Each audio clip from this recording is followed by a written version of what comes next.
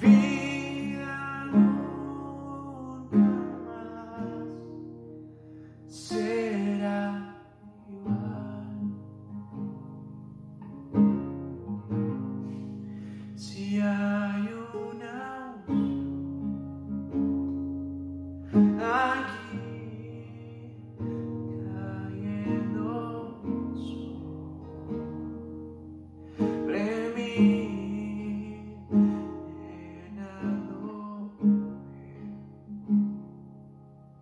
y sanando mi ser. Si hay una unción aquí cayendo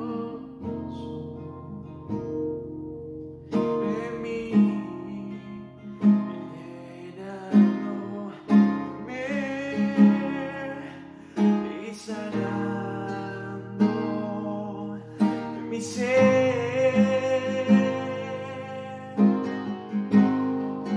mi espíritu y mi alma se está llenando con el poder de tu Espíritu Santo.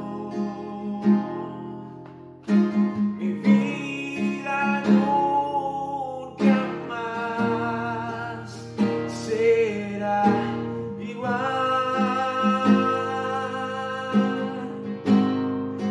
Mi espíritu y mi alma se está llenando con el poder de tu Espíritu Santo.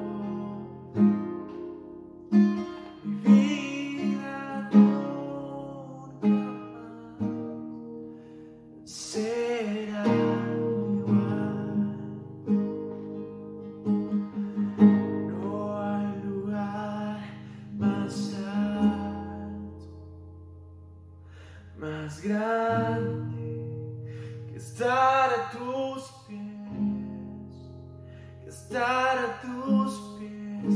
No hay lugar más alto, más grande que estar a tus pies, que estar a tus pies, a tus pies arde mi corazón, a tus pies entrego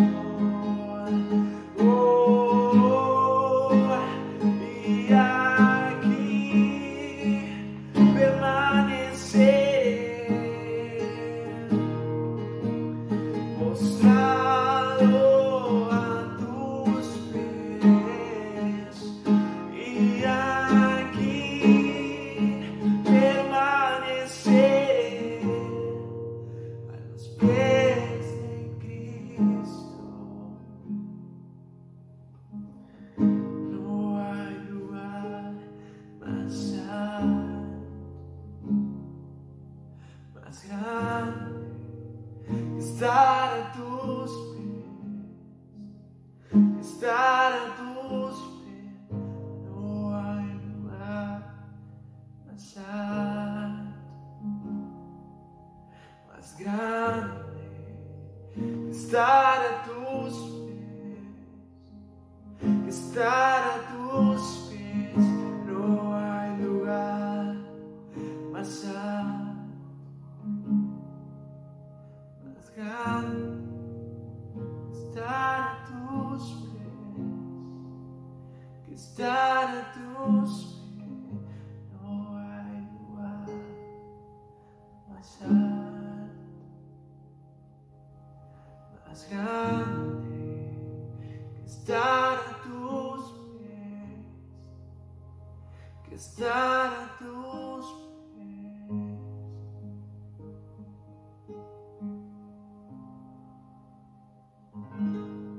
Buen día, querida familia. Estamos felices de este domingo poder estar reunidos en el nombre del Señor para escuchar su palabra, que estamos seguros nos va a edificar, nos va a dar ánimo, nos va a fortalecer y sobre todo nos trae salvación y alimenta nuestro espíritu, ¿verdad? Así es, así es.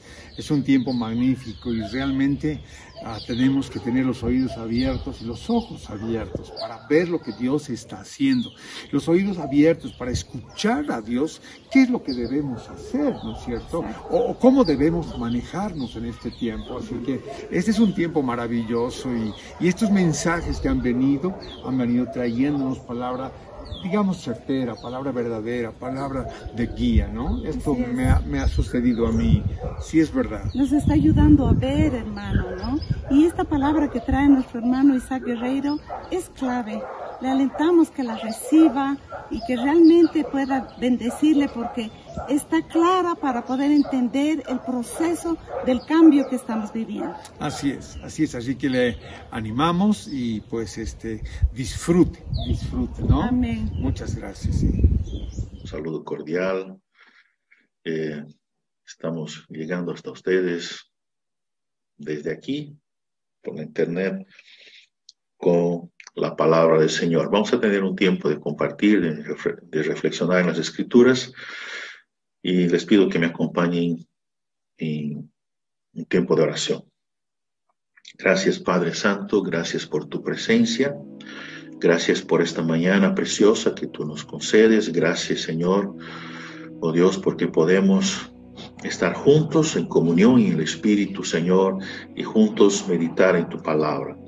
Estamos abriendo ahora las Escrituras, sea tu boca hablando con nosotros, sea tú, amado Espíritu Santo, edificando la iglesia, dándonos una mente abierta para poder entender tu palabra y un corazón sensible y un corazón dispuesto a obedecer, Señor. Por favor, danos la revelación, la inspiración, glorifica tu nombre, exáltate, Señor, en la iglesia, en nuestras vidas, Padre. Gracias, Jesús. Te amamos, Señor. Encomendamos en tus manos. Toda gloria, toda honra sea dada a ti para siempre y siempre, siempre y siempre, Señor. Amado Salvador, digno de honra y gloria. Te adoramos y a ti rendimos nuestras vidas, Señor. Bendito eres para siempre. En el nombre de Jesús. Amén, Señor. Amén. Bien, quiero usar como texto para nuestra enseñanza esta mañana, nuestra reflexión, el libro de Números, capítulo 33, versículo 1 al versículo 5. Dice así la palabra del Señor.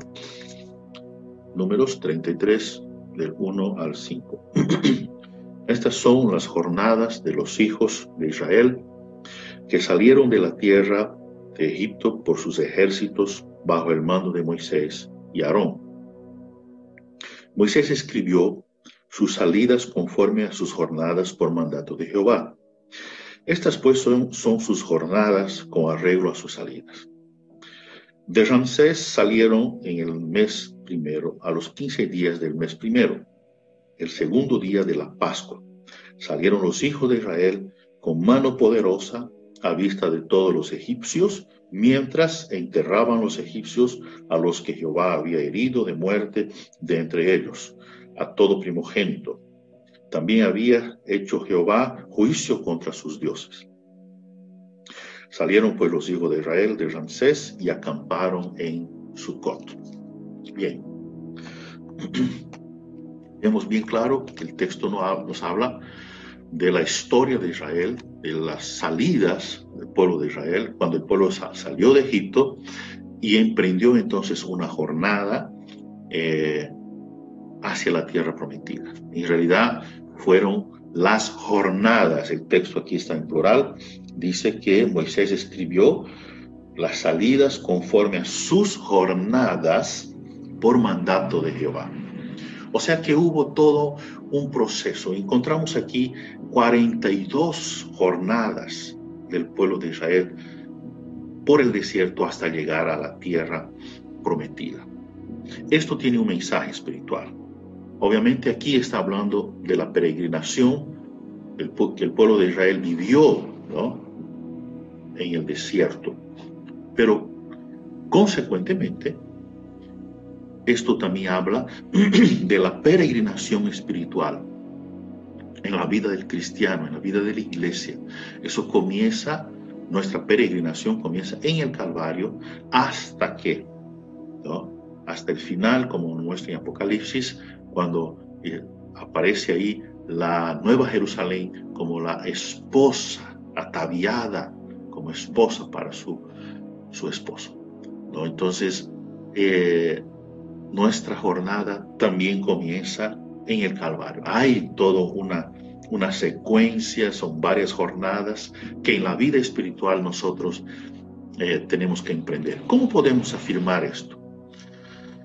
En Proverbios, capítulo 4, versículo 18, dice la palabra del Señor que la senda de los justos es como la luz de la aurora, que va en aumento hasta que el día sea perfecto.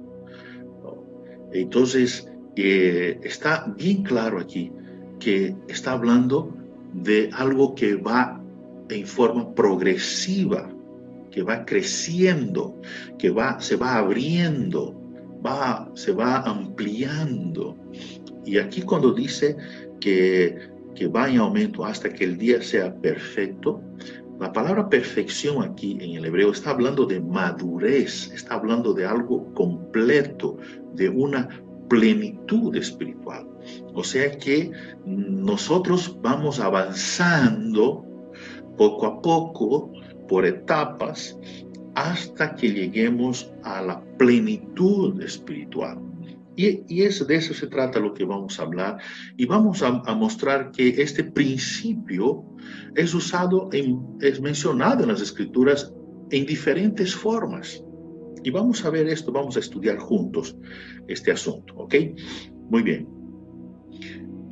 Tenemos que entender aquí que por un lado, Cristo nos salvó.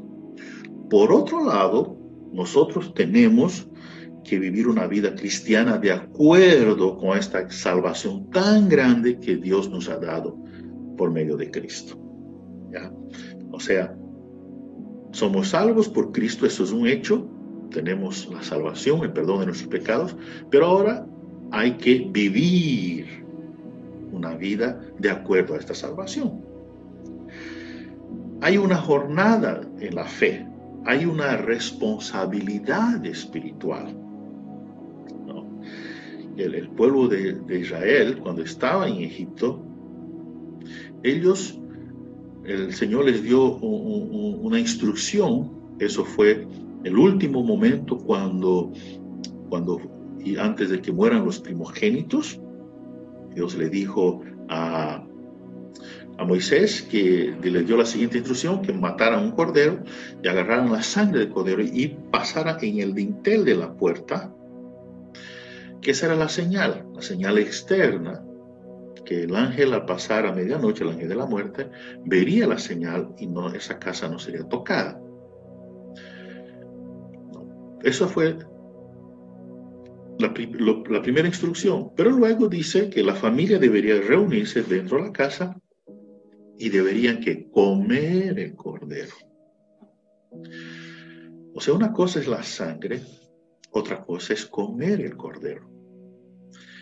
El comer el cordero es participar de su vida, es su vida dentro de nosotros, es participar de él. Entonces, eso es la otra etapa que sigue una vez que pasamos por la sangre, ¿no? Y tenemos la vida, el perdón de nuestros pecados, entramos a las jornadas de la vida de la fe, ¿no? Entendemos que Dios es soberano y nuestra salvación no es de nosotros, ya no es una cosa que lo hemos decidido nosotros, quiero ser salvo. No. ¿Cómo emprendemos esa jornada? ¿Cómo pasamos por la primera etapa, por la sangre?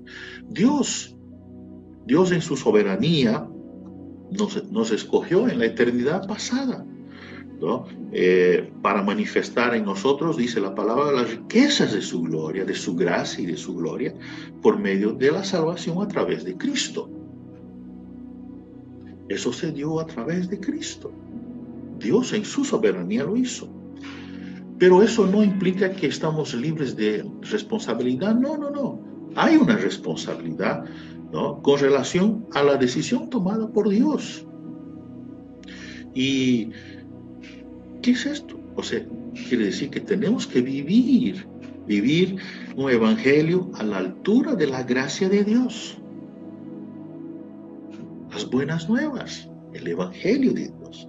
Necesitamos corresponder con la gracia de Dios que actúa en nosotros. Tiene que haber una interacción ahí, ¿ya? Entonces, tenemos que entender que hay una responsabilidad en la vida de la fe para vivir. Tenemos una jornada en la vida de la fe que hay que caminar, ¿ya? No podemos vivir acomodados en relación a la elección de Dios.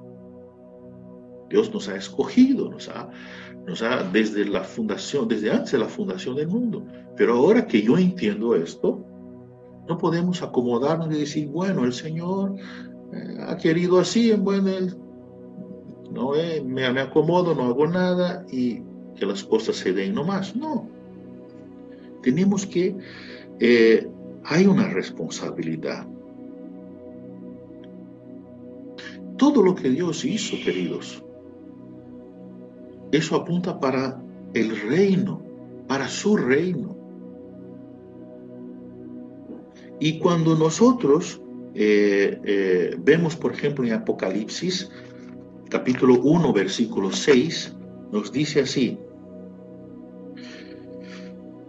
Apocalipsis 1, 6, y nos hizo reyes y sacerdotes para Dios, su Padre.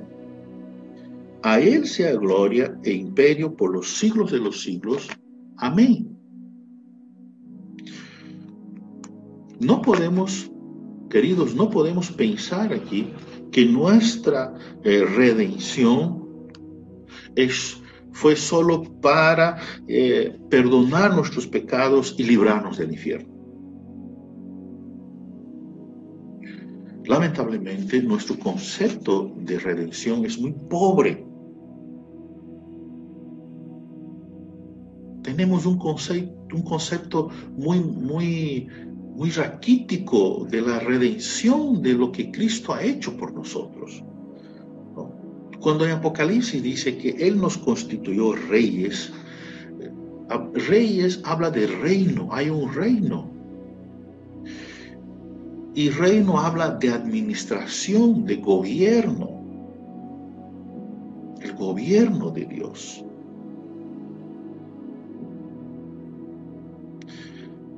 El gobierno de Dios en Cristo y por Cristo y con Cristo.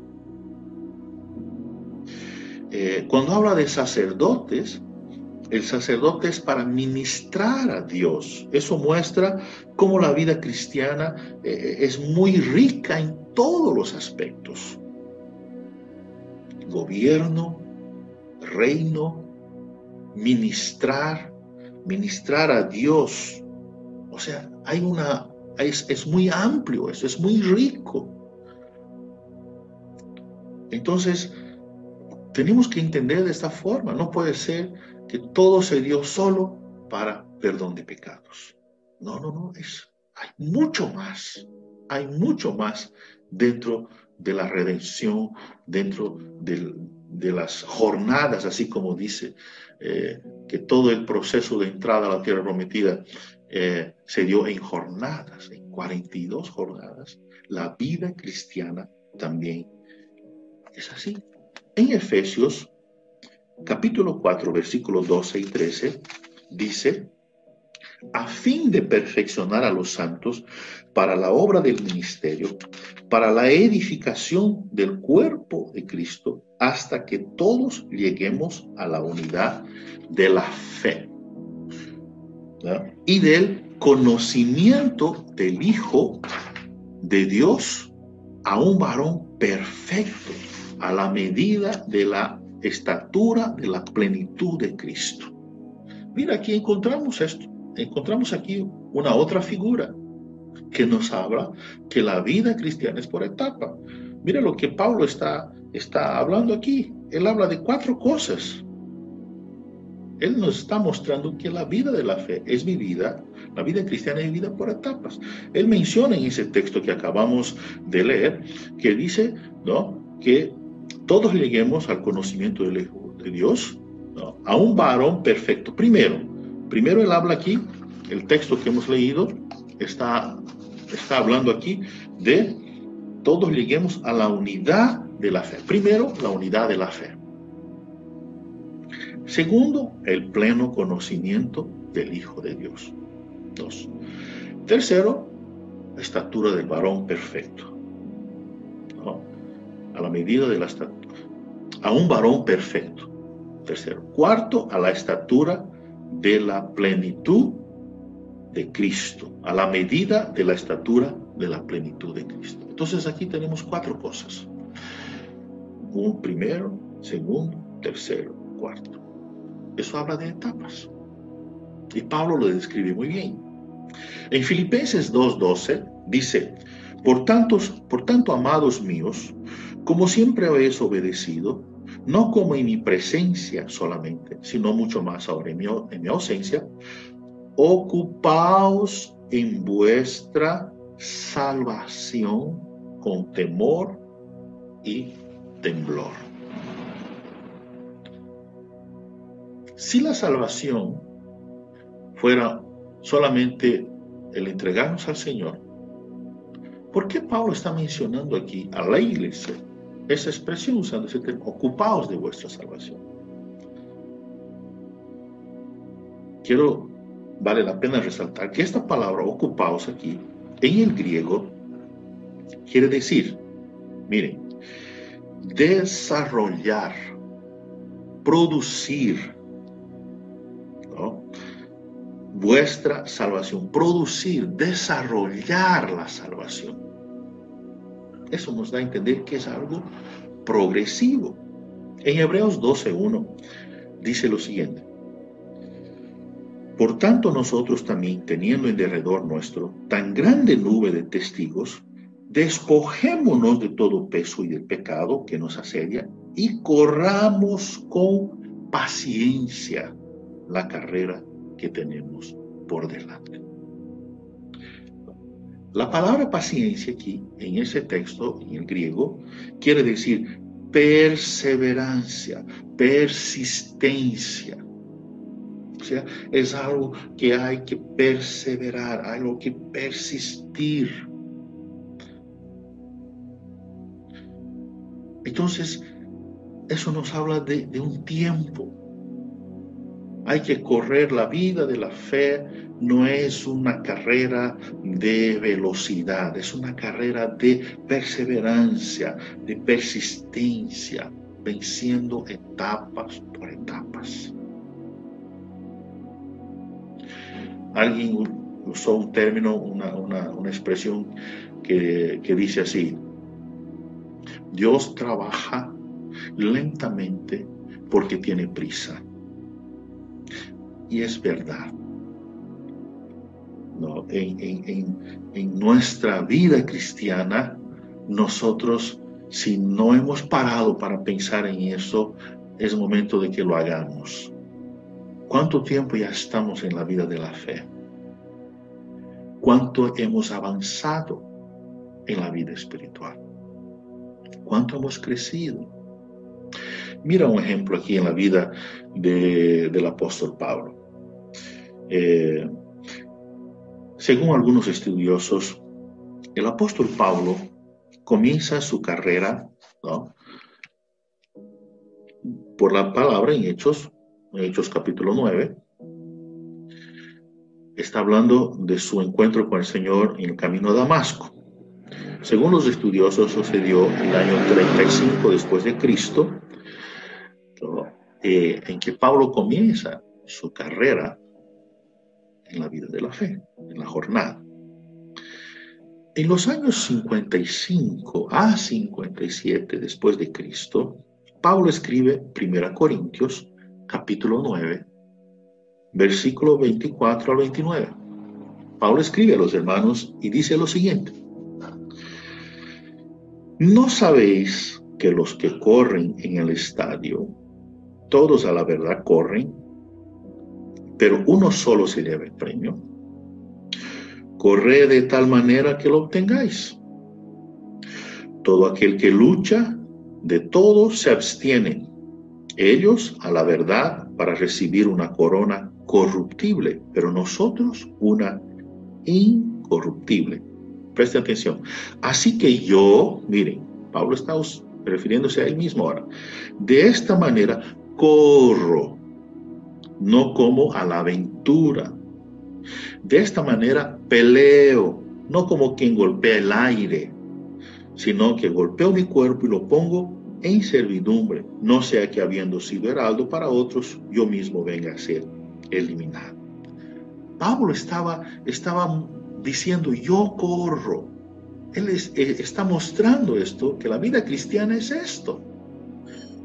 Yo tengo un propósito, yo voy hacia el blanco, al propósito. Estoy corriendo. ¿Qué está haciendo? ¿Cuál es la actitud de Pablo aquí? ¿Qué estaba haciendo Pablo? Pablo estaba desarrollando la salvación en temor.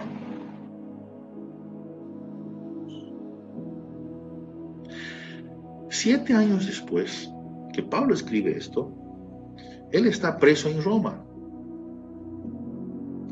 Y él entonces escribe a los hermanos en Filipos.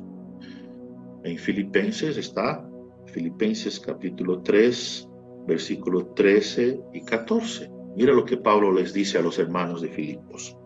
Hermanos, yo mismo no pretendo haberlo ya alcanzado, pero una cosa hago, olvidando ciertamente lo que queda atrás, extiéndome a lo que está delante, prosigo a la meta, al premio del supremo llamamiento de Dios en Cristo Jesús. ¿Qué está diciendo Pablo aquí? Sigo corriendo, sigo yendo a la meta, al propósito. 2 años después que Pablo escribió esto, él escribe a Timoteo, 2 Timoteo. Y mira lo que Pablo dice en 2 Timoteo capítulo 7, versículo 8. Mira aquí, Pablo dice lo siguiente: he peleado la buena batalla, he acabado la carrera, he guardado la fe. Por lo demás, me está guardada la corona de justicia, la cual me dará el juez, el Señor juez justo en aquel día, y no solo a mí, sino también a todos los que aman su venida. Pablo está diciendo aquí, querido Timoteo, he acabado la carrera. Llegué. Se terminó. Ahora me voy a presentar delante del juez justo. ¡Qué lindo! Esas expresiones que Pablo usa en sus cartas, en las epístolas paulinas, ¡qué tremendo! Eso nos muestra qué quiere decirnos el Señor. porque hay una enseñanza para nosotros. En la jornada que el pueblo de Israel anduvo por el desierto, ellos se detuvieron 42 veces, como los he mencionado aquí. ¿Ya? Fueron 42 lugares, estaciones. Estas estaciones revelan las etapas de la vida cristiana, sirven como ejemplo para nuestra vida espiritual en Cristo, vida corporativa, vida colectiva e individual, para toda la iglesia, para cada uno de nosotros individualmente. Ese progreso espiritual es profético. Y ese progreso espiritual, queridos, se va desarrollando según la revelación de Dios a través de la historia.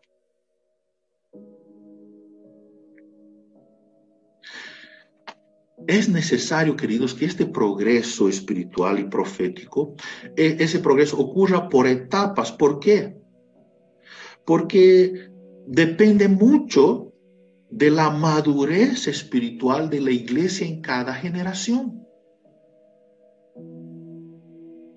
Por eso debe ser por etapas, por estaciones.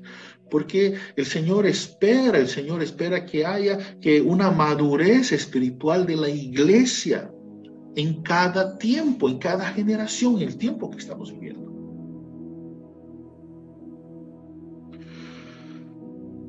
Así como pasó con el pueblo de Israel en la peregrinación por el desierto. Queridos, para Dios todo tiene su tiempo. Mira en 1 Corintios, capítulo 10, versículo 6 y versículo 11, mira lo que dice. Mas estas cosas, está hablando de la peregrinación del pueblo de Israel por el desierto. Mas estas cosas sucedieron como ejemplo para nosotros, para que no codiciemos cosas malas como ellos codiciaron. O sea que mientras el pueblo estaba viviendo la jornada, las etapas, Dios al mismo tiempo estaba escribiendo el mensaje para la iglesia hoy, para nosotros.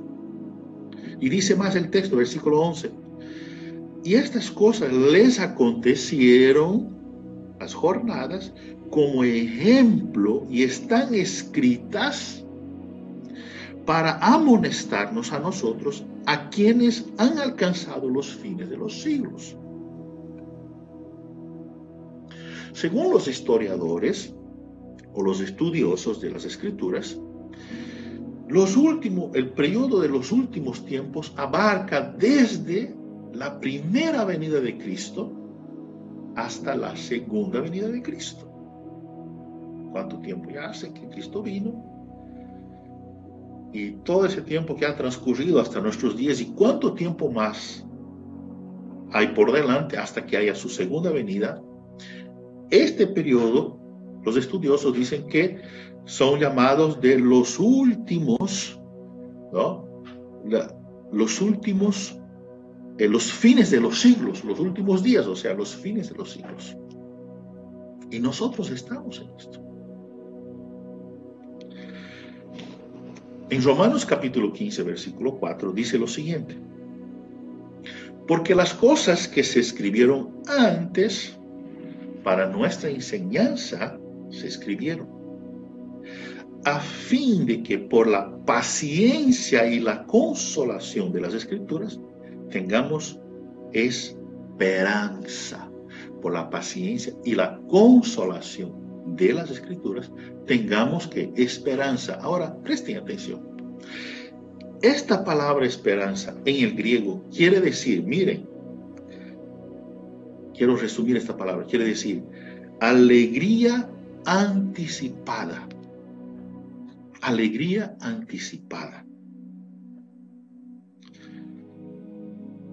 O sea que el Espíritu Santo nos llena de gozo de una forma anticipada, porque ya podemos ver, ya podemos experimentar hoy lo que va a venir. Ya sentimos, mira en Romanos 15, 13 lo que dice, ¿no? Hemos leído Romanos 15:4, ahora vamos a Romanos 15:13. Y el Dios de esperanza os llene de todo gozo y paz en el creer, para que abundéis en esperanza por el poder del Espíritu Santo. O sea que el Espíritu Santo nos llena de gozo, y al llenarnos de gozo, Él nos transmite la realidad de lo que está preparado para nosotros, de lo que va a venir. Ya comenzamos a experimentar, ya comenzamos a probar, a sentir ese gozo anticipadamente. A eso se refiere. Mira, en Hebreos capítulo 11, versículo 13. Queridos, esto es precioso. Mira, en Hebreos capítulo 11, versículo 13 dice: conforme a la fe, murieron todos estos sin haber recibido lo prometido, sino mirándolo de lejos y creyéndolo y saludándolo y confesando que eran extranjeros peregrinos sobre la tierra. ¿Qué quiere decir mirándolo? ¿No? Todos ellos mirando. En el griego esa palabra quiere decir eido, que es ver, estar atento, mirándolo. Allá está, estoy viendo, estoy enfocado en eso. Saludando. La palabra aquí saludando en el griego es apasomai, que quiere decir aproximar, saludando, aproximar, abrazar. Queridos, el Espíritu Santo está en la iglesia llevándonos a vivir esto por la fe. En 2 Corintios capítulo 3, versículo 18, dice lo siguiente: por tanto, nosotros todos, mirando a cara descubierta, como en un espejo, la gloria del Señor, somos transformados de gloria en gloria en la misma imagen, como por el Espíritu del Señor. Efesios 1:6, Efesios 1, versículo 6 y versículo 12 dice: para alabanza de su gloria, de su gracia, de la gloria de su gracia, con la cual nos hizo aceptos en el amado. Versículo 12, a fin de que seamos para alabanza de su gloria, nosotros que primeramente esperábamos en Cristo. ¿Qué está mostrando Pablo aquí? Que nuestra salvación, queridos, es asunto de la gloria y de la gracia de Dios. El punto de partida aquí fue algo que fue realizado en la eternidad pasada. Algo que está pasando en este momento, mirando a la eternidad futura. O sea que estamos viviendo esto, pero hay un propósito, hay una meta. Romanos 8:29. Estamos usando bastante las escrituras porque es sobre la palabra, sobre ella nos basamos. Ella es nuestro fundamento, ella es nuestra roca, sobre ella nos paramos. En Romanos 8:29 dice: porque a los que antes conoció también los predestinó para que fuesen hechos conforme a la imagen de su Hijo, para que Él sea el primogénito entre muchos hermanos. Y Pablo concluye más aquí en Efesios capítulo 1, versículo 4, versículo 5 y versículo 9. Según nos escogió en Él antes de la fundación del mundo, para que fuésemos santos y sin mancha delante de Él. Versículo 5. En amor, habiéndonos predestinado para ser adoptados hijos suyos por medio de Jesucristo, según el puro afecto de su voluntad. Versículo 9. Dándonos a conocer el misterio de su voluntad, según el beneplácito el cual se había propuesto en sí mismo.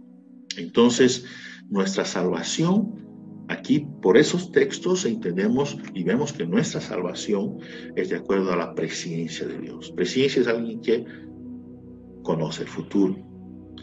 Fue algo que Dios decidió en la eternidad y en Cristo Jesús Él nos escogió, ¿no? Entonces, ¿qué entendemos por esto? Que nuestra salvación comienza en la eternidad en Dios y que Dios la ejecuta en el tiempo por etapas. Nuestra salvación comienza en la eternidad en Dios, pero que Dios la ejecuta en el tiempo, en Kairos, ¿no? Por etapas, por jornadas. Filipenses 1:6. Estando persuadido de esto, que el que comenzó en vosotros la buena obra, la perfeccionará hasta el día de Jesucristo. Queridos, el que comienza la obra, la va a perfeccionar, la va a terminar, pero hay un tiempo, hasta el día. ¿Qué día es este? Bueno, ¿cómo podemos entender el propósito eterno de Dios? Muchos pueden decir, pero pastor, ¿cómo puedo entender esto, el propósito de Dios para mi vida? ¿En qué etapa estoy? Mira, hay dos temas fundamentales para poder entender el propósito eterno de Dios. El primer tema es la creación de Dios. El segundo es la edificación de Dios. La creación, el primero, la creación. En la creación nosotros vemos que para poder, para hacer la creación, lo que Dios usó, los materiales usados para la creación de Dios, fueron producidos por Dios. Dios mismo produjo. Podemos ver eso en Génesis capítulo 1 y capítulo 2. Produzca la tierra, produzca, sea el agua, produzca seres vivientes, o sea, Dios ha creado, ha producido todo, ¿no? Así de la nada, por su palabra, lo hizo. Ahora, la edificación, podemos ver en Génesis a partir del capítulo 3, ¿ya? Hasta Apocalipsis 22. ¿Qué vemos ahí? Nosotros vemos la edificación de Dios. A partir de Génesis 3, Dios comienza a edificar. Génesis 1 y 2, la creación. Génesis 3 a Apocalipsis 22, la edificación. Dios edificando. Son dos etapas.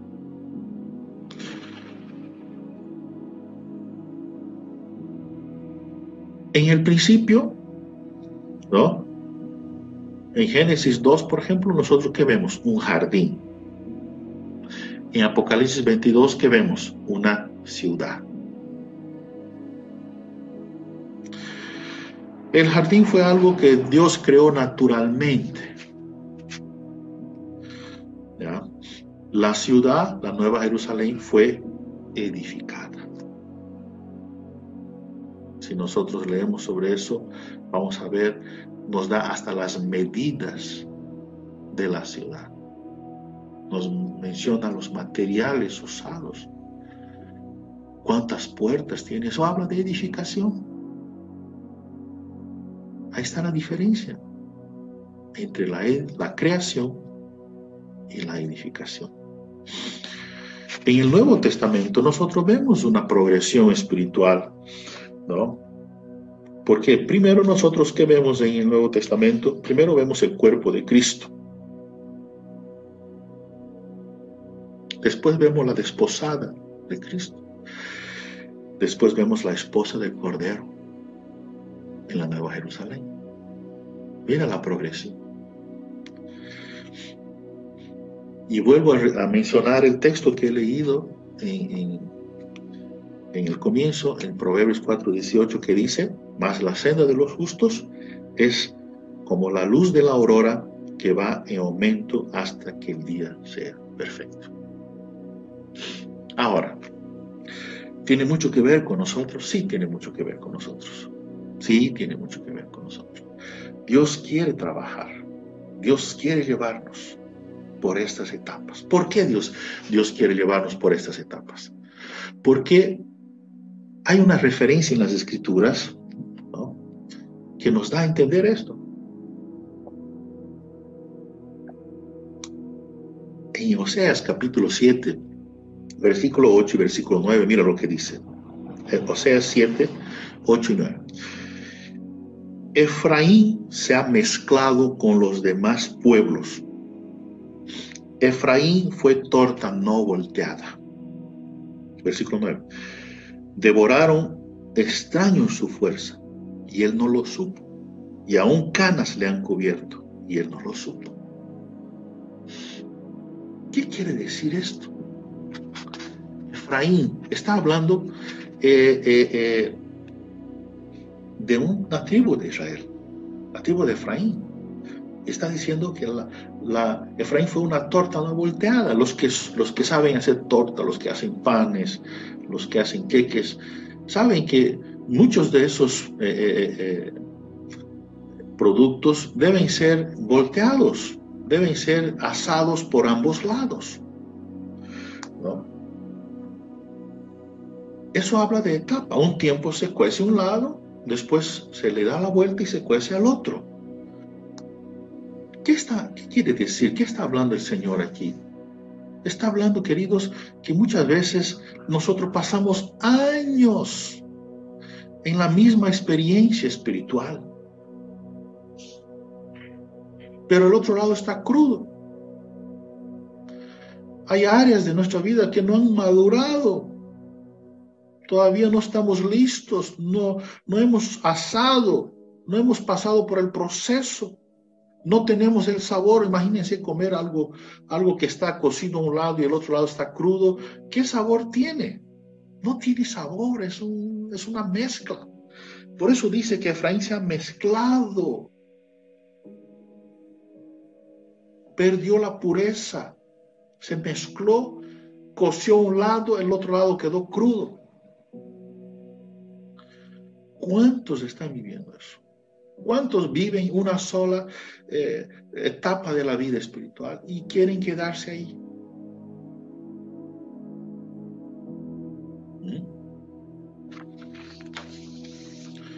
En la misma experiencia espiritual.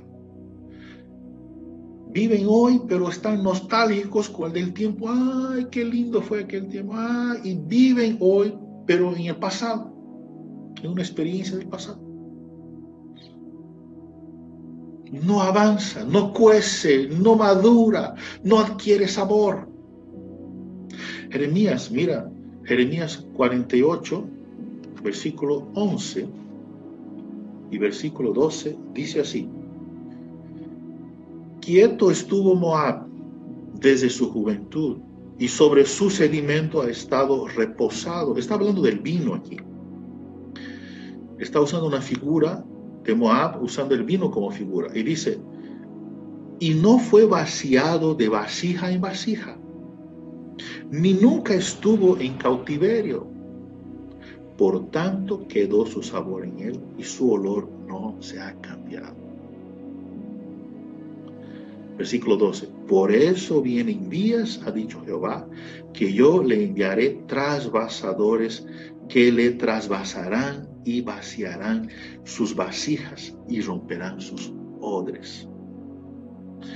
Queridos, en la Nueva Traducción Viviente, quiero leer para que ustedes estén bien claro aquí.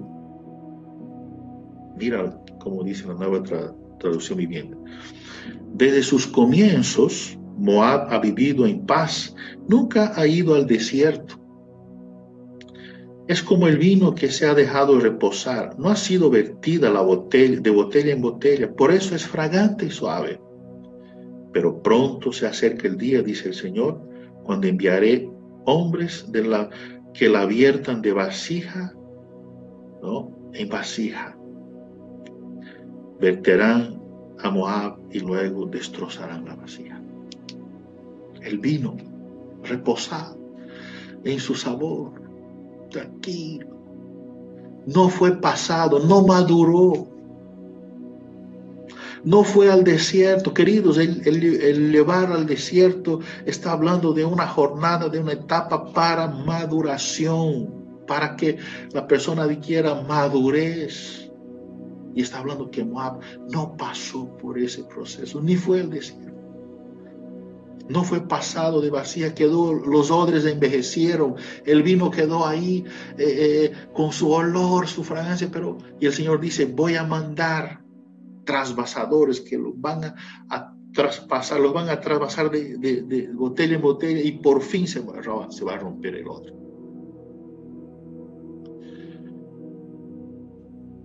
Solo así sirven para el propósito de Dios, solo así van a servir para el propósito de Dios. Queridos, los odres viejos no sirven para el vino nuevo. Las viejas estructuras eclesiásticas que amordazaron al Espíritu Santo no sirven para el propósito de Dios, no sirven para agradar a Dios. Por eso es que Dios tiene que romper esas estructuras, Dios tiene que romper esos odres viejos para poder dar vino nuevo, para que su pueblo, para que Él pueda llevar su pueblo a que nosotros tengamos experiencias espirituales más profundas, con madurez.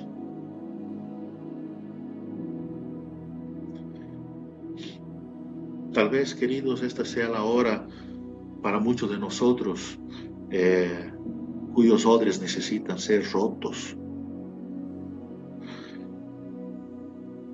Mover, tal vez el tiempo de mover de campamento, de salir de los campamentos viejos y poder emprender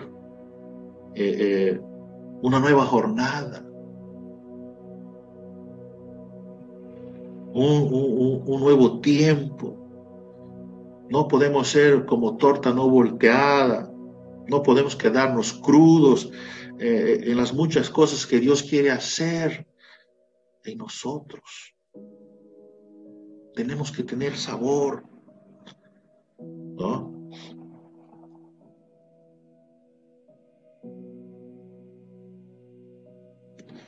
En 2 Corintios, Pablo en el capítulo 2, versículo 15, habla de porque para Dios somos el grato olor de Cristo, dice, ¿no? En 2 Corintios 2:15. Somos el grato olor. ¿Cómo podemos tener olor? ¿Cómo podemos tener sabor si no pasamos por el proceso? Volvamos a la peregrinación del desierto. Cuando el pueblo de Israel sale de Egipto, ellos salen de una forma desordenada. No crean ustedes que salieron bien ordenaditos. No, salen de una forma desordenada. Llegó el momento de salir, salimos todos.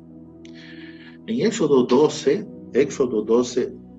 37 y 38, mira lo que dice las Escrituras. Vamos a la palabra, lo que dice. Mira lo que está escrito. Los israelitas salieron de Ramsés hacia Sucot, unos 600,000 hombres de a pie, sin contar los niños. Versículo 38. Subió también con ellos una multitud mixta. Estoy leyendo en la Biblia de las Américas. Subió también con ellos una multitud mixta, junto con ovejas y vacas, una gran cantidad de ganado. Algunos estudiosos calculan que eran aproximadamente entre 2,5 millones a 3 millones de personas en total. Con niños, en fin, ¿no? ¿Qué nos muestra? No solamente salió el pueblo de Israel, sino que salió una multitud de gente mixta, una mezcla de gente, algunos egipcios en medio, porque estaban ya con temor por todo lo que había pasado en Egipto. Y dice la palabra que muchos egipcios admiraban a Moisés y veían en Moisés una autoridad. Y nada raro, querido, que en todo esto egipcios también se juntaron y vamos, el pueblo de Israel, Dios está guiando y vamos, no sé a dónde, pero vamos. Era una multitud de gente. La nueva traducción viviente dice, esa multitud mixta, dice, era una gentusca. Sí, era un desorden, pero hay que salir. ¿No? Nosotros nos damos cuenta de esto porque en varios procesos, luego que pasaron por el Mar Rojo, vuelta y media había murmuración, había ¿por qué estamos aquí? Mucha gente no entendía. Y murmuraban y solo veían su necesidad y volveremos a Egipto, vuelta y media estaban comentando de eso. Dios necesitaba poner orden en su pueblo. Dios comienza entonces a trabajar, comienza el proceso. Una cosa fue sacarlos de Egipto. Ahora comienza un proceso de Dios trabajando en la vida de ellos. Eso nos hace recuerdo en Génesis capítulo 1, en la creación. Había un desorden, un caos, ¿no? Y el Espíritu de Dios comenzó a moverse, se movía sobre la faz de las aguas, y de pronto, ¿no? Dios comenzó a traer luz, comenzó a traer orden. Ahí trajo luz, luego vemos la separación de la luz de las tinieblas, del día de la noche, ¿no? Dios comienza a separar lo que está arriba de lo que está abajo, comienza a poner orden. Y aquí vemos que el deseo de Dios era habitar en medio de su pueblo, pero el pueblo estaba desordenado, era un caos. Entonces Dios comienza a ordenar el pueblo, comienza que trae el tabernáculo, el santuario. Este asunto nosotros vemos en Levítico, como hemos estado leyendo estos libros, ¿no?, del Antiguo Testamento, Éxodo, Levítico, Números, ¿no? Podemos entender, está muy fresco en nuestra mente todo esto. Entonces, Dios, el libro de Levítico fue escrito justamente porque ellos pasaron a vivir entonces en función del tabernáculo, de la casa de Dios. Dios comienza a traer orden, trae su presencia para poner orden. Ahí vemos las ofrendas, que Dios establece las ofrendas, ¿no? Dios establece, y en eso nosotros vemos los aspectos de la cruz de Cristo, de su sacerdocio. Dios trae los detalles, vemos los detalles de los muebles del tabernáculo, conforme a la santidad de Dios. Cada figura, por más pequeña que sea dentro del tabernáculo, tenía una revelación grande de Cristo, de la santidad de Dios, de lo que iba a ser todo el proceso de salvación, la redención. Luego viene el libro de Números. Dios comienza entonces a ordenar el pueblo. Dios levanta el tabernáculo, porque ahora sus vidas serían guiadas por la nube que bajaba sobre el tabernáculo. Ya no era, ya vámonos de aquí o volveremos a Egipto. No, a partir de ese momento entonces viene un orden establecido. Ahora ellos se moverían, serían guiados por esa nube que bajaba sobre el tabernáculo. Y el momento que la nube se levantaba, se movía, entonces ellos también deberían acompañar. ¿Qué nos está hablando? Aquí se acaba nuestra independencia. Ya no somos independientes. Ya no hacemos lo que queremos. Debemos ser sujetos a Él. Movernos cuando Él se mueve. Y eso nos enseñó Cristo. Porque Cristo, en varias de sus enseñanzas, Él decía, yo las obras que yo hago no son mías, son de mi Padre. Son las obras que yo veo a mi Padre hacer. Las palabras que yo hablo son las palabras de mi Padre. Jesús no era independiente. Pero aquí vemos en las jornadas, desde el Antiguo Testamento, el Señor enseñando este principio. En Números 9:23, dice así: al mandato del Señor acampaban, y al mandato del Señor partían. Guardaban la ordenanza del Señor según el mandato del Señor por medio de Moisés. Bien claro. Queridos, esto aquí, lo que ellos vivieron, ¿qué vemos aquí? Esto es un principio. Es un principio que debe regir nuestras vidas. Está mostrando esto. Llegaba el tiempo y mira, en Números capítulo 4, versículo 5, y no era que la nube se levantaba y todo el mundo se alborotaba para salir. No. Números capítulo 4, versículo 5. Cuando el campamento se traslade, Aarón y sus hijos entrarán en el lugar santísimo, quitarán el velo de separación y con él cubrirán el arca del testimonio. Mira el orden. Por eso estas cosas están en el libro de Números. ¿Ya? El libro de Números, ¿ya?, es el libro que trata del orden y la disciplina de las cosas de Dios. Cuando llegaba el tiempo de avanzar, había un proceso primero. Por eso están todas esas instrucciones. Números. Número 1, 2, 3, 4, 5. El número 1 no puede estar en el 10, en el 9. El número 5 no puede estar en lugar del número 1. No, tiene que ser hecho en este orden. El orden y la disciplina de las cosas de Dios. O sea, todo fue hecho por etapas que fueron vividas, que el pueblo de Israel vivió en esas jornadas en el desierto. Que también a la vez son etapas de la vida cristiana. Lo que pasó con Moisés y el pueblo de Israel, queridos, no fue solamente historia, sino que hubo un propósito mirando nuestra edificación. Y cuando el Señor nos dice que Moisés escriba esas jornadas, no era para tener un registro histórico y algo que nosotros admiremos como algo arqueológico. No. Hay una enseñanza para nosotros, para nuestra edificación.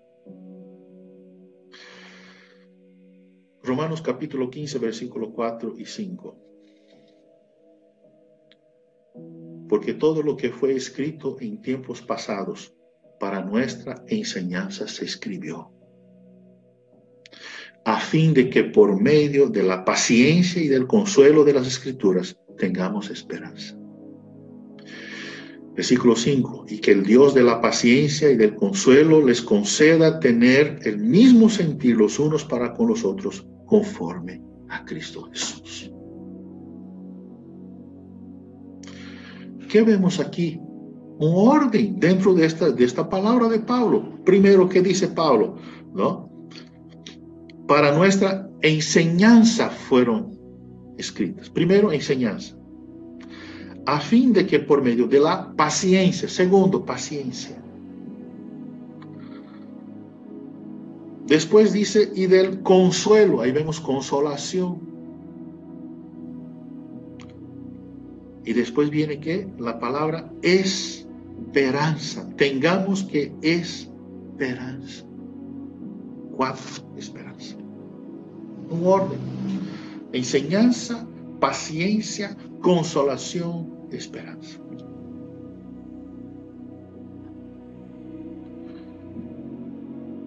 Tenemos que ser pacientes porque Dios trabaja con nosotros en etapas. ¿Qué tiempo estamos viviendo nosotros ahora? Nunca hemos pensado en pasar por este tiempo y estamos viviendo una etapa que está siendo tan dura, tan dolorosa, tan triste para muchos, pero a la vez edificante. Nos está llevando a otro nivel espiritual, a conocer a Dios de otra forma, a conocer el poder de Dios, la soberanía de Dios. Por eso, queridos, no podemos quedarnos detenidos en el pasado, en las cosas pasadas, en lo que pasó. El pasado, querido, tiene que empujarnos. El presente nos desafía a vivir cada día. El futuro nos atrae. Ahora, queridos, una etapa, una estación es buena cuando hay avance, cuando avanzamos. Me acuerdo de una enseñanza del pastor Yamé que decía, ¿cómo sabemos que avanzamos? Cuando el paisaje cambia. Él decía, ¿no? Cuando el paisaje cambia, cuando ves que lo que estoy viendo hoy ya no es lo que he visto ayer. Eso quiere decir que estoy avanzando. Entonces, una etapa en la vida cristiana es buena cuando avanzamos. Una etapa o una estación puede ser mala cuando nosotros queremos quedarnos allí, ¿ya? Cuando nosotros queremos resumir toda una vida cristiana, todo lo que hemos pasado hasta hoy, queremos resumirla en una sola experiencia. No podemos quedarnos detenidos en una estación. No podemos detenernos en una etapa y decir, Señor, la nube se está moviendo y nosotros no, pero lo que he vivido ya fue suficiente, ya me quedo con éxito nomás. Hebreos capítulo 5, versículo 12. 5:12. Voy a leer aquí en la Nueva Traducción Viviente. Esa versión dice, hace tanto tiempo que son creyentes que ya deberían estar enseñando a otros. En cambio, necesitan que alguien vuelva a enseñarles las cosas básicas de la palabra de Dios.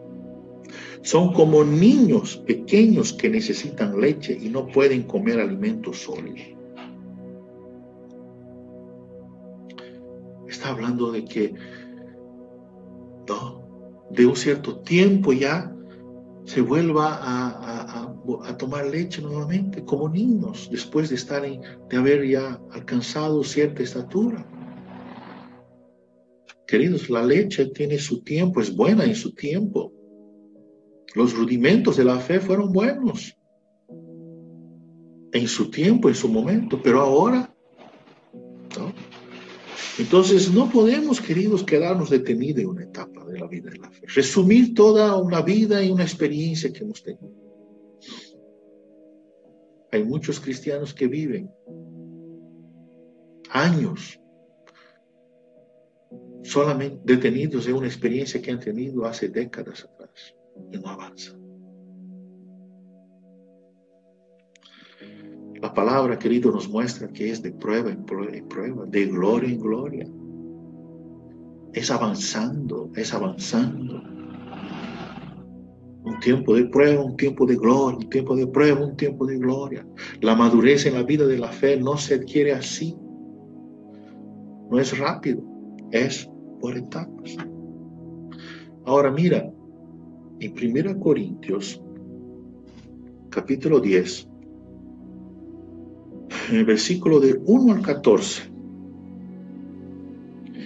está hablando aquí, Pablo está hablando aquí, ha hecho un resumen de la peregrinación del pueblo de Israel en el desierto. Pablo ha hecho un resumen.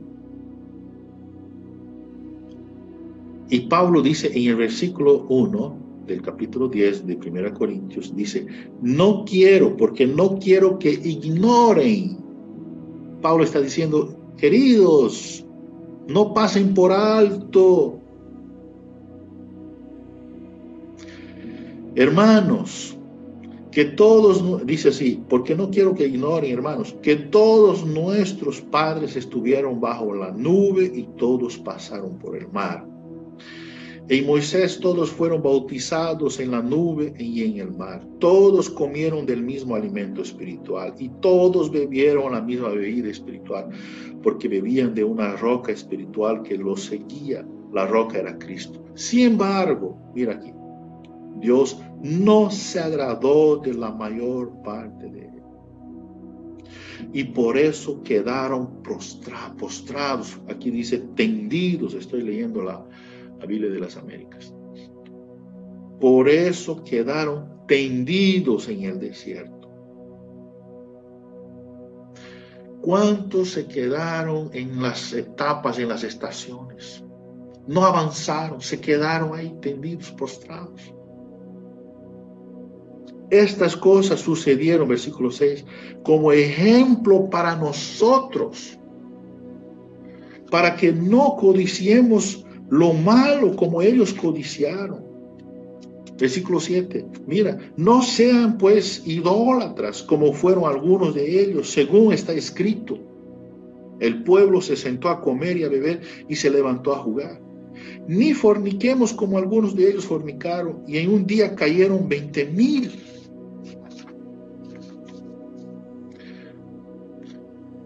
Puedes seguir leyendo en tu casa, de ahí donde estás, puedes seguir leyendo hasta el versículo 14. Yo voy a parar por aquí porque quiero resaltar algunos puntos de los textos que ya he leído. Por ejemplo, en el versículo 6 y 7 está hablando de madurez espiritual. Está hablando de madurez. Estas cosas sucedieron como ejemplo para nosotros. Está claro aquí. Por eso Pablo está mencionando. A fin de que no codiciemos lo malo como ellos lo codiciaron. No sean pues idólatras como ellos fueron. Ellos codiciaron. A veces nosotros también codiciamos. ¿Cómo fueron idólatras? Aquí tal vez está haciendo referencia a Éxodo 32, versículo 4, cuando ellos estuvieron frente al becerro allí, ¿no? En aquel episodio que vivieron ellos. Pero entiendo aquí que la idolatría que está hablando aquí no está refiriéndose a eso ahí, ¿no? Está hablando de otra cosa. Está hablando de que, porque dice, y el pueblo se sentó a comer y a beber y se levantó a jugar. Queridos, no está mal comer, beber, divertirse, no está mal. Está mal cuando esas cosas, esas prácticas se vuelven común en nuestro modo de vida. Y por ellas terminamos perdiendo el foco, la centralidad de Cristo por estas cosas. Cristo deje de ser el centro de nuestras vidas porque pasamos a idolatrar. Nos embriagamos con estas cosas. Es hacer todas estas cosas sin que Cristo sea el centro. Como si eso fuera la práctica de nuestro día a día. Algo común.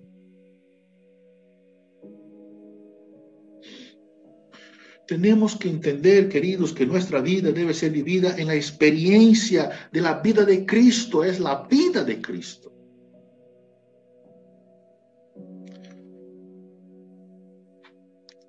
Tal vez para esas distracciones o ese estilo de distracciones que el pueblo de Israel vivió en el desierto, que el Espíritu Santo entonces quiere llamar su atención.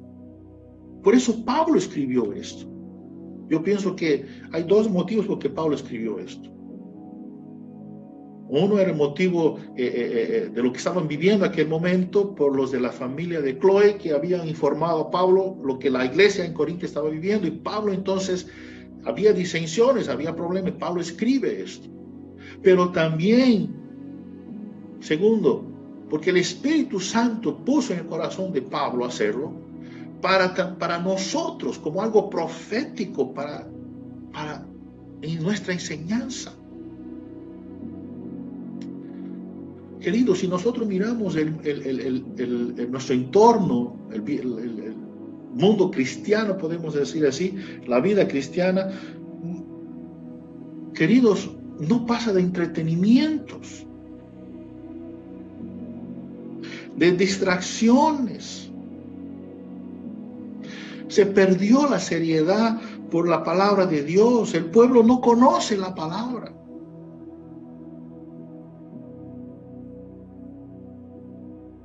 Las reuniones, muchas reuniones cristianas se volvieron diversiones, entretenimiento. Se perdió la seriedad. Miramos el mundo y vemos que el mundo está más corrompido. Vemos personas que estuvieron en la iglesia, comenzaron su vida en la iglesia y hoy están en el mundo.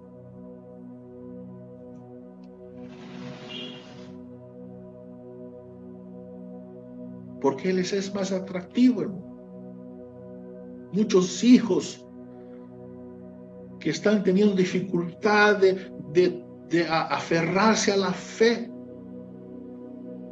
Tienen ejemplos en su casa, tienen padres y madres, padre y madre que son siervos de Dios, que son hijos de Dios.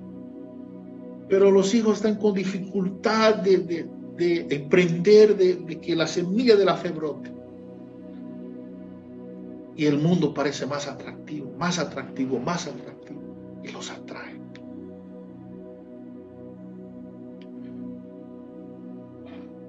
Queridos, son muchos ejemplos, son muchas pruebas.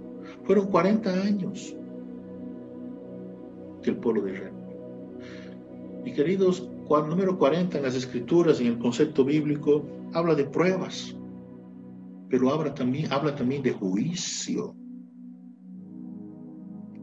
¿Por qué Dios nos lleva de etapa en etapa? ¿Qué aprendemos con eso? Porque Dios quiere juzgar, no es para juzgarnos, es para sacarnos de Egipto. El pueblo de Israel salió de Egipto, pero Egipto no salió de ellos.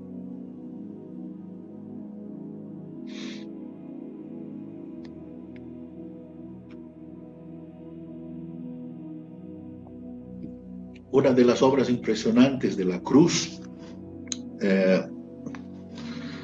es que la cruz de Cristo, ella condena el mundo dentro de nosotros. Esta es una de las obras impresionantes de la cruz de Cristo. Es condenar el mundo dentro de nosotros. En otras palabras, es condenar nuestras aspiraciones mundanas. Es librarnos de eso. Por eso Dios trabaja dentro. Dios quiere moldear nuestro carácter, queridos. Quiere sacar esto. Por eso es que nosotros tenemos que pasar por muchas pruebas, muchas veces, para que podamos experimentar, queridos, el verdadero significado de la vida cristiana, de la vida en la fe.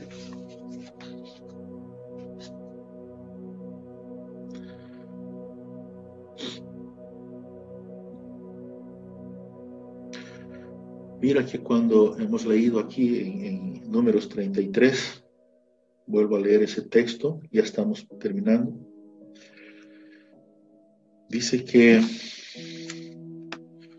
salieron pues, versículo 3, de Ramsés salieron en el mes primero, a los 15 días del mes primero, el segundo día de la Pascua, salieron los hijos de Israel con mano poderosa a vista de todos los egipcios.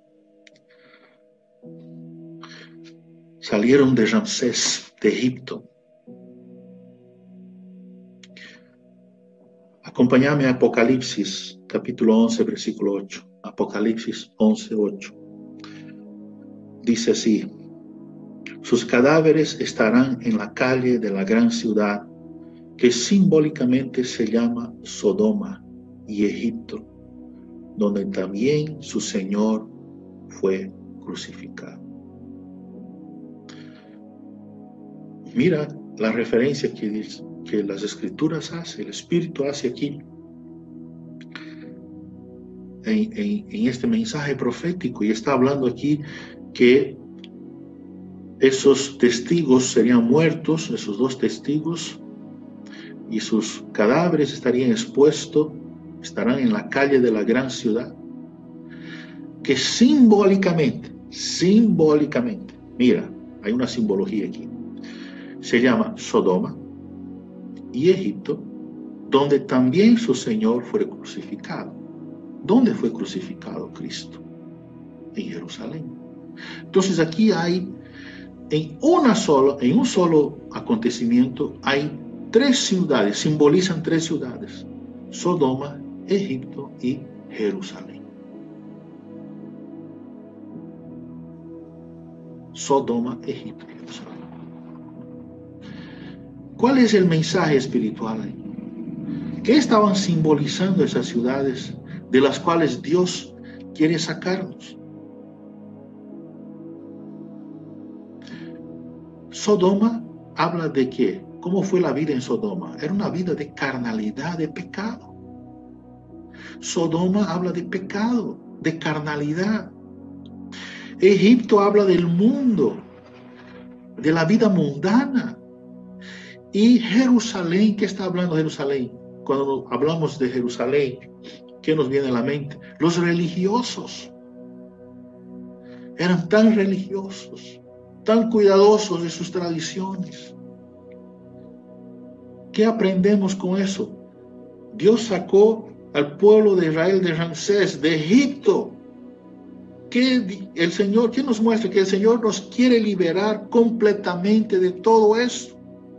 No podemos seguir viviendo en eso. Salir de Ramsés, queridos, quiere decir que estamos libres del gobierno del pecado, de la carnalidad, del gobierno de la religiosidad, del gobierno del mundo.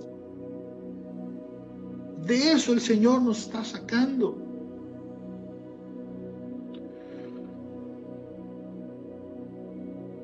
A eso se refiere. Fíjense que cuando Moisés fue a hablar con Faraón por mandato de Dios para que el pueblo salga, para que los deje salir de Egipto, ¿qué pasó con Faraón? Faraón les dobló la carga de trabajo. ¿Para qué? Para que el pueblo no pueda salir, para que el pueblo se ocupara trabajando, para que ellos estén involucrados, atareados por ese trabajo en Egipto. No van a salir, van a trabajar, van a estar ocupados en eso. Queridos, hay muchos cristianos que viven así. Esa es la aplicación para nosotros. El mundo los tiene enredados, ¿ya? Están presos a sus trabajos, están buscando más poder, más fama, más dinero, están buscando el éxito y están enfocados y están enredados en eso. Y ¿sabes qué, querido? Todo eso les ha corroído la vida espiritual. El mundo los tiene ahí sofocados, los tiene en una prisión espiritual y ellos no se dan cuenta de eso. No estoy hablando que es malo trabajar, tener buenas aspiraciones, pero amados, no podemos dejarnos atrapar por eso. El Señor quiere liberarnos de esas cosas. El Señor quiere que nosotros tengamos una vida libre para Él. El reino de Dios debe tener prioridad en nuestras vidas. El salir de Ramsés, de Egipto, significa todo eso, el rompimiento de todas esas cosas que no agradan a Dios, que son un estorbo para nuestra vida espiritual. Y el Señor nos va sacando de todo esto.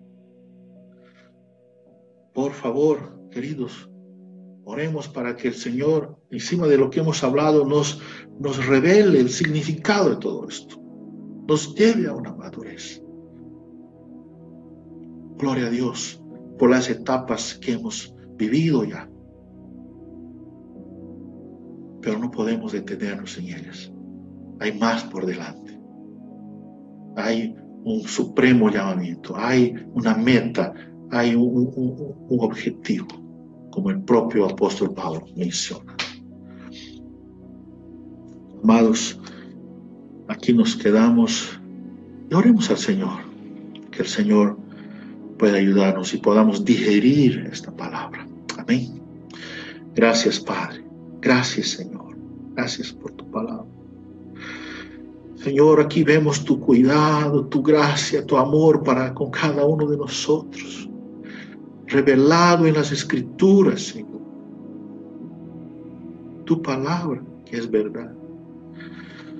Amado Espíritu Santo, tú velando por nosotros, por nuestra vida, para que podamos, Señor, cumplir el propósito, vivir una vida que te agrada.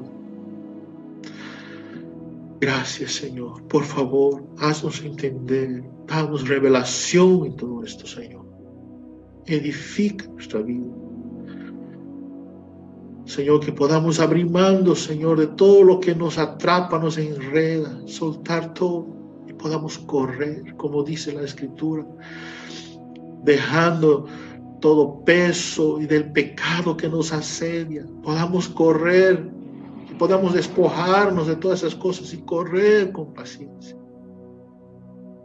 sin detenernos, avanzar en la vida de la fe, para que nuestra salvación sea desarrollada, Señor. Gracias, Padre. Bendito sea tu nombre para siempre. Gracias en nombre de Jesús. Gracias, familia. Dios los bendiga. Que tengan una semana bendecida, victoriosa, próspera, con Cristo, siendo guiados por el Espíritu Santo. Un abrazo a todos y Dios bendiga y será hasta una próxima oportunidad. Querida familia, tenemos seguridad de que realmente esta palabra le ha edificado, le ha hecho mucho bien y realmente tenemos que seguirla meditando. Si puede, vuelva a escucharla porque es una bendición. Tenemos que seguir este camino por etapas. El Señor está haciendo una obra en la capilla, está cambiando nuestras vidas, está permitiendo que pasen cosas, circunstancias para que podamos ser nuevos, como tanto lo hemos dicho, ¿no? Sin duda, esta terrible tribulación en la que estamos pasando, el Señor la está bien utilizando para llevar su misma iglesia a más y más madurez, ¿no es cierto? ¿Qué es lo que Así anhelamos? que cuando la palabra viene y uno la escucha, pues produce fe y un ánimo nuevo para continuar, ¿no es cierto? Así que muchas gracias por haber estado hoy día también en esta preciosa palabra, para escuchar esta preciosa palabra. Sí, damos gracias a nuestro hermano también Isaac Herreiro, el pastor, por esta palabra preciosa. Que el Señor les bendiga y guarde en su espíritu, mi hermano. Tenga un lindo domingo.